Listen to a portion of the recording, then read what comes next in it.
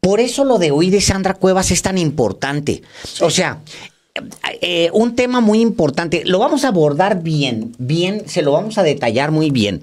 Pero ahorita que conversamos Álvaro y yo, y lo decía Álvaro bastante bien, cuando ella dice que primero se incrimina, en todo momento ella se incrimina de estar utilizando recursos públicos para generar una campaña de desinformación. Cuando ella habla de uno de dice, de todas maneras no estamos mintiendo.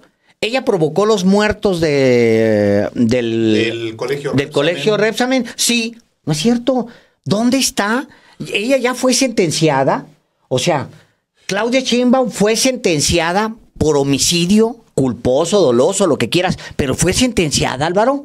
¿O sucedió cuando ella era alcaldesa en una demarcación en donde se dieron estos eventos? Es que... Pero de eso, Álvaro, está alimentado por todas las vías diario. Porque es una estrategia. Diario. Porque es una estrategia, Alejandro. Y a ver, y no es una estrategia nueva. Esto no comenzó del 2018 para acá, en el ejercicio del gobierno de López Obrador y de Claudia Sheinbaum en la Ciudad de México. La fabricación de mentiras ha comenzado de infamias. Tiene años en México y está asociada a esa fabricación de mentiras, de manipulación de la realidad a los medios de comunicación en México. Por décadas subordinados al poder político.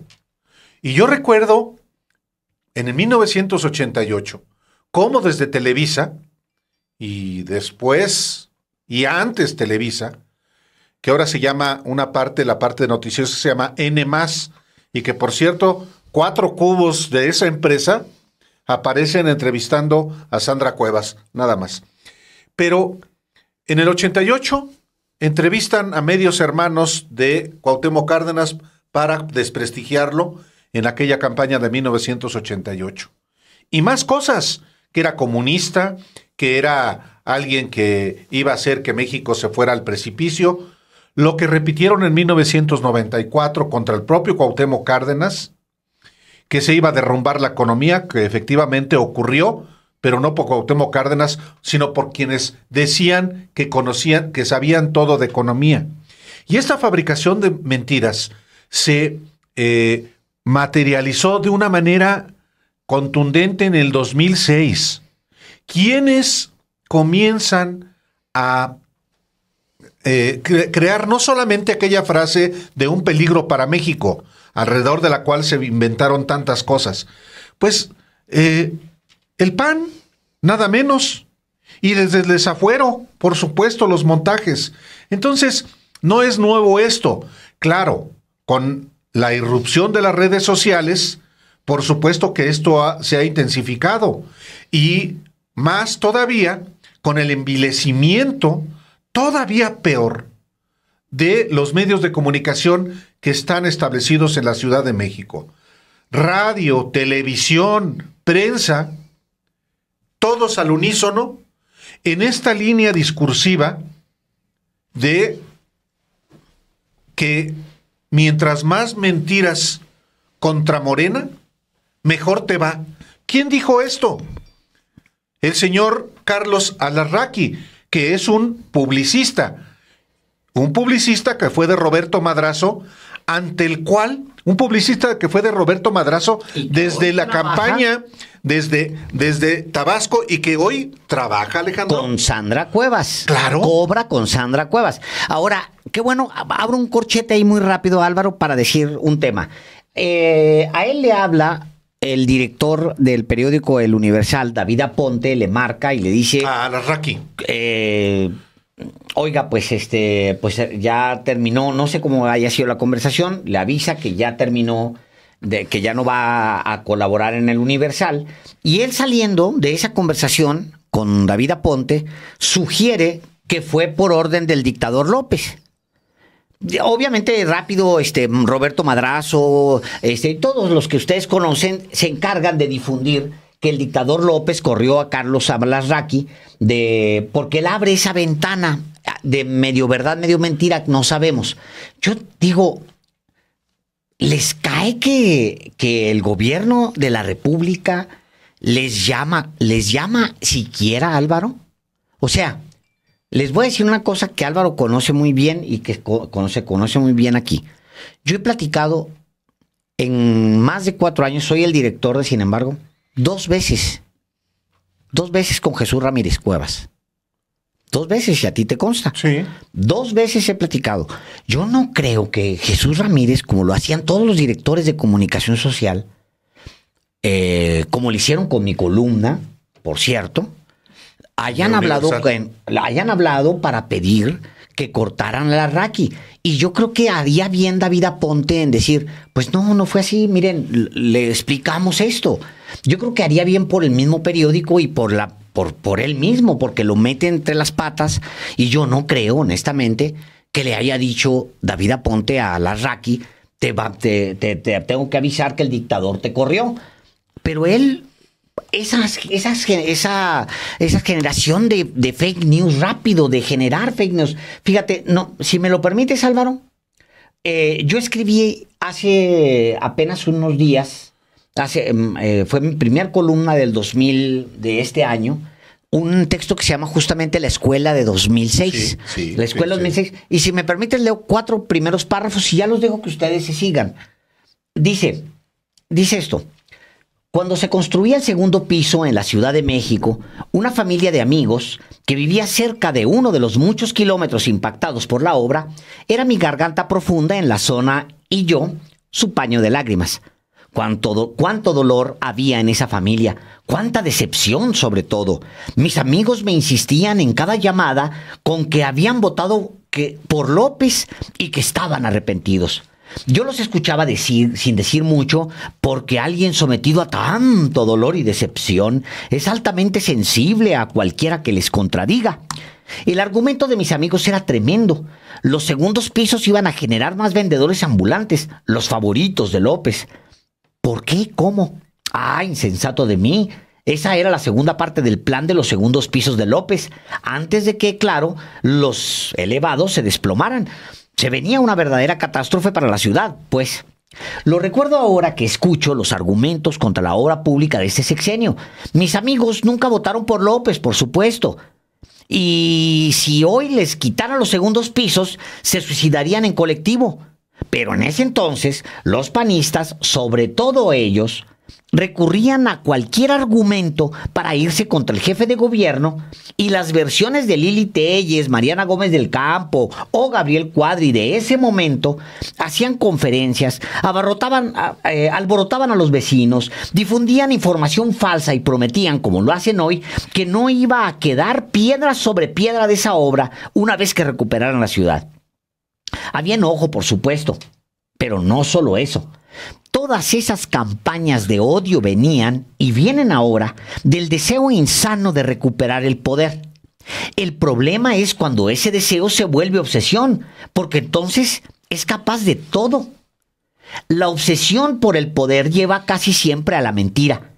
No tiene miedo al juicio de las palabras y mucho menos al tiempo. La obsesión vive para el momento y ya.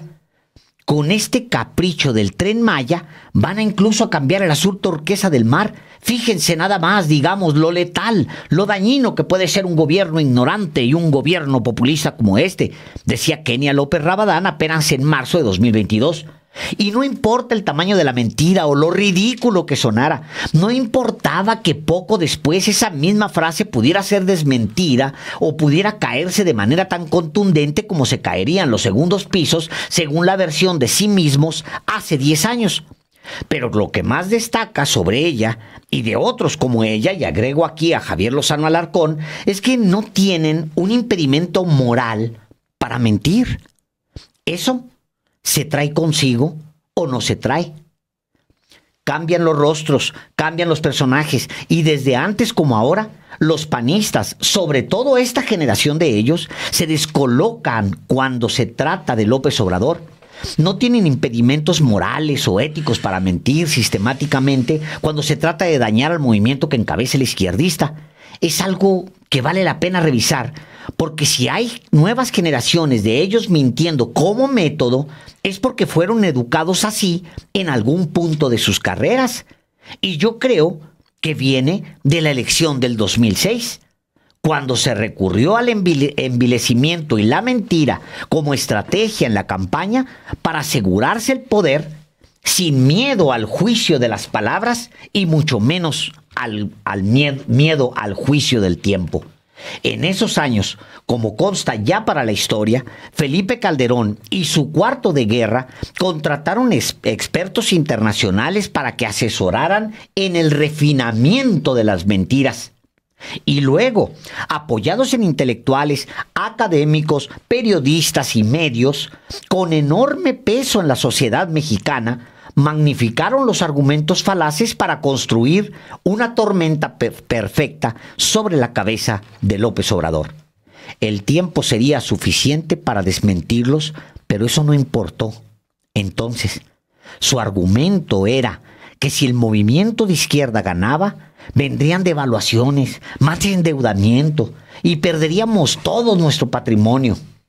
Algo que 4 años después es posible decir que simplemente no sucedió. Y así sigue el texto. Sí, porque efectivamente es una estrategia, la guerra sucia, la intención de generar, como en el caso del metro, miedo, que eso ocurrió en el 2006, como había ocurrido, por ejemplo, en el 94.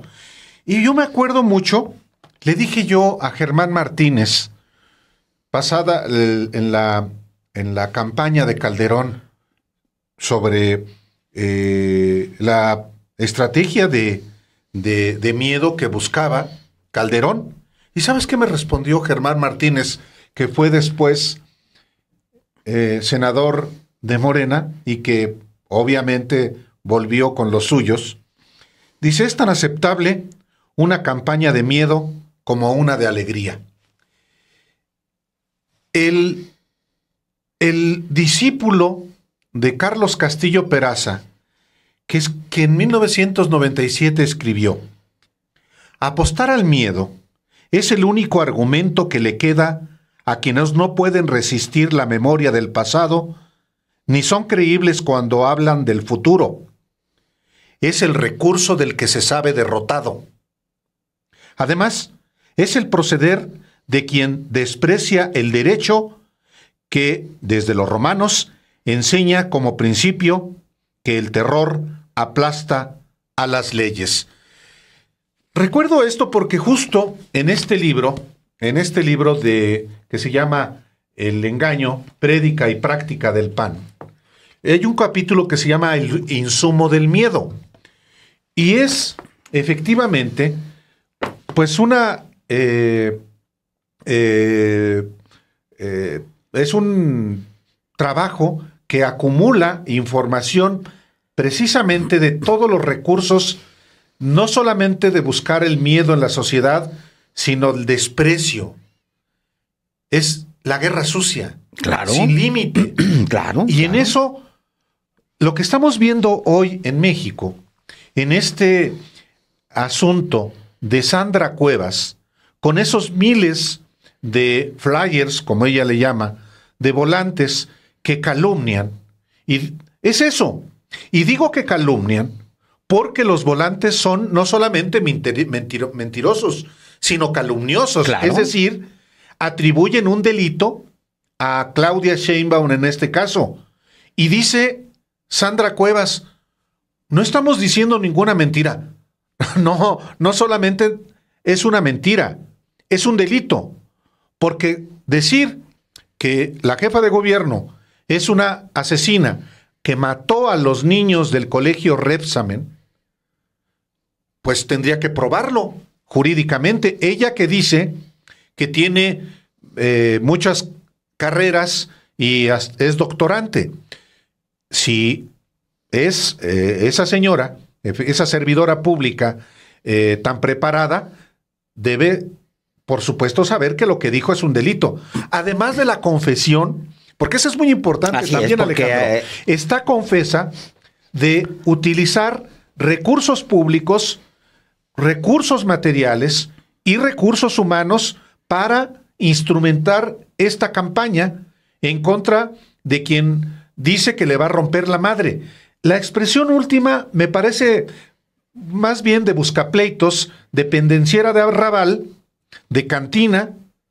Lo relevante es que ha confesado ella que ella y su personal de la alcaldía distribuyen estos volantes que son calumniosos, que confiesa que utiliza recursos públicos como el personal de la alcaldía y de las instalaciones de la propia alcaldía para resguardar, concentrar, almacenar y distribuir estos miles de volantes, y ahí ni modo que no sea puesta bajo investigación, no solamente por la Fiscalía de la Ciudad de México, que debe hacerlo, está obligada a hacerlo, sino también por las autoridades electorales, porque de la misma manera que a Claudia Sheinbaum se le sancionó porque sus simpatizantes hacían propaganda, pues es el caso también de Sandra Cuevas, y yo creo que el propio Instituto Nacional Electoral debe intervenir, salvo que, como lo hemos dicho en otros momentos, yo en lo particular, se haga el Lorenzo Córdoba. Es lo más probable. Mira, hay, y quizá valga la pena irnos para empezar, como se dicen, como dicen los clásicos, desde el principio. Pero aquí hay dos temas, Álvaro. Uno es exactamente la difamación, como tú la acabas de definir, pero por el otro lado está el sabotaje. Claro. Cuando eres capaz... No, eso es peor. Cuando eres capaz... Es criminal. Es criminal. Cuando eres capaz también de generar las condiciones para que el metro choque, poniendo en riesgo la vida de ciudadanos, ya es no tener ningún control ni ético ni moral. Ya se tiene una actitud criminal. O sea, yo creo que por un lado está este frente, que es el frente de estar permanentemente atacando a Claudia Sheinbaum aquí en la capital. Ustedes no lo saben, pero para los que no viven aquí en la capital, para los que vivimos y los que estamos ahorita mismo conectados aquí lo saben, pero es día y noche. Día y noche, día y noche, día y noche. Y ¿sabes qué? Hay ciertos momentos en donde el fuego contra Claudia Sheinbaum sabe a fuego enemigo. A fuego amigo. Sin duda. A fuego amigo. No fuego enemigo. A fuego amigo. Sabe. Tiene ese matiz de tratar a como dé lugar de doblarla, de vencerla, de derrotarla. Y yo sostengo que encuentro en mucha de esta actitud contra Claudia Sheinbaum, independientemente que es Marcelo Ebrard o si es candidata o no, independientemente de eso, de los precandidatos, encuentro que hay también mucha misoginia. De no puedo aceptar que una mujer pueda ser candidata de mi partido. No puedo aceptar que pueda ser presidenta de México.